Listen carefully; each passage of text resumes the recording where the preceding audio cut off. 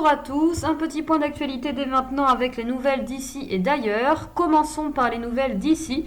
Un petit point pratique pour commencer en vous informant que pour lutter contre l'ennui durant cette période de confinement, la FNAC met à disposition des lectrices et des lecteurs près de 500 livres numériques gratuits. Vous y trouverez des romans, des bandes dessinées et des exclusivités, des classiques de la littérature, des recettes de cuisine, des livres jeunesse et adultes. Bref, une belle initiative pour s'évader du confinement.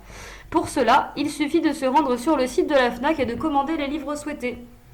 Un second point important, une semaine seulement après les mesures nationales de confinement, la ville de Paris assiste à une amélioration considérable de la qualité de l'air.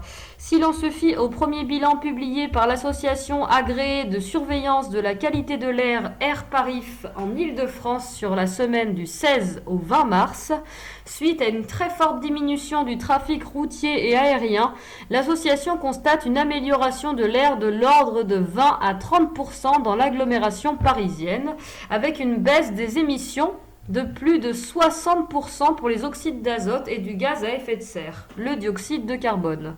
Une bonne nouvelle donc, même si l'on peut craindre un effet de rebond sur la pollution dès que la vie reprendra son cours normal. Et enfin, une bonne nouvelle d'ailleurs, l'Inde se dirige vers une dépénalisation une fois pour toutes de l'homosexualité, qui a certes été autorisée en 2009, puis à nouveau interdite en 2013. En effet, les juges de la Cour suprême de Delhi devraient autoriser les relations entre personnes de même sexe et surtout, le gouvernement a fait savoir qu'il n'interviendrait pas cette fois-ci dans la procédure en cours.